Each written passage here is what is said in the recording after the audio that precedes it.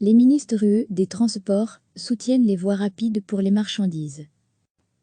Les ministres européens des Transports se sont tous engagés mercredi à soutenir la mise en place à travers les frontières internes de l'UE de grands LAN ou corridors prioritaires pour permettre au secteur du transport de marchandises de faire son boulot malgré les restrictions aux frontières qu'ont réinstauré de nombreux États membres.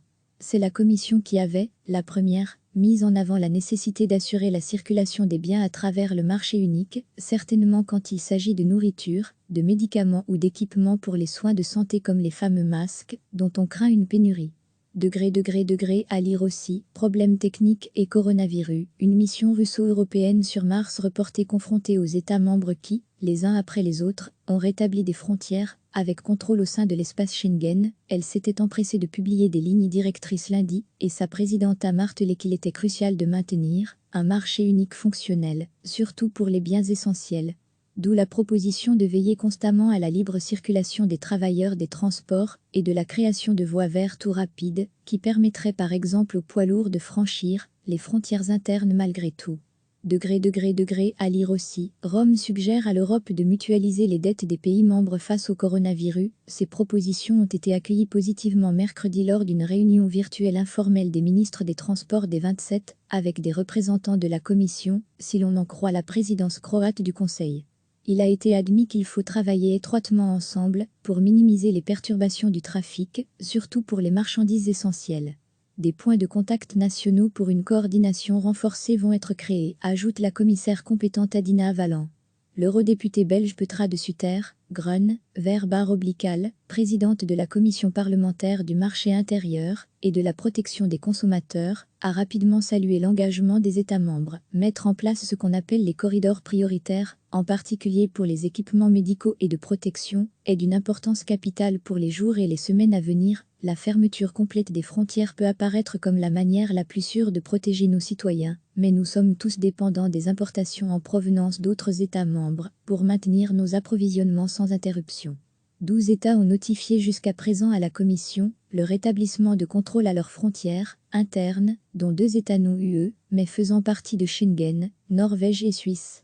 Depuis lundi, l'Espagne et le Portugal se sont en effet ajoutés à cette liste, les autres, l'Autriche, la Hongrie, la République tchèque, le Danemark, la Pologne, la Lituanie, l'Allemagne, l'Estonie.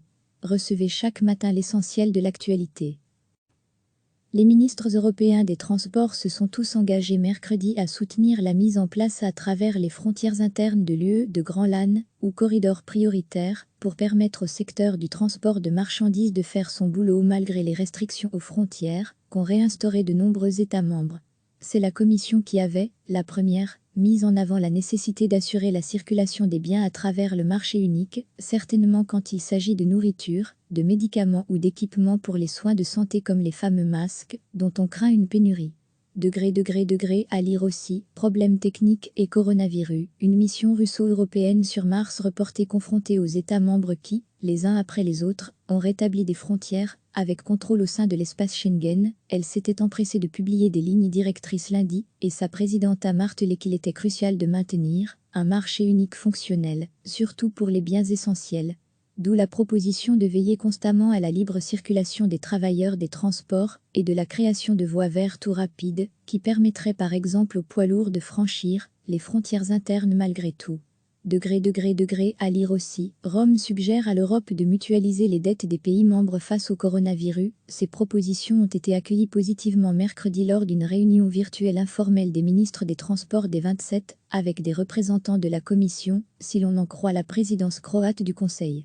Il a été admis qu'il faut travailler étroitement ensemble pour minimiser les perturbations du trafic, surtout pour les marchandises essentielles. Des points de contact nationaux pour une coordination renforcée vont être créés, ajoute la commissaire compétente Adina Valland. L'eurodéputée belge Petra de Sutter, Grun, présidente de la commission parlementaire du marché intérieur et de la protection des consommateurs, a rapidement salué l'engagement des États membres, mettre en place ce qu'on appelle les corridors prioritaires, en particulier pour les équipements médicaux et de protection, est d'une importance capitale pour les jours et les semaines à venir. La fermeture complète des frontières peut apparaître comme la manière la plus sûre de protéger nos citoyens, mais nous sommes tous dépendants des importations en provenance d'autres États membres pour maintenir nos approvisionnements sans interruption. 12 États ont notifié jusqu'à présent à la Commission le rétablissement de contrôles à leurs frontières internes, dont 2 États non UE, mais faisant partie de Schengen, Norvège et Suisse. Depuis lundi, l'Espagne et le Portugal se sont en effet ajoutés à cette liste, les autres, l'Autriche, la Hongrie, la République tchèque, le Danemark, la Pologne, la Lituanie, l'Allemagne, l'Estonie. Cliquez sur s'abonner pour recevoir les dernières nouvelles.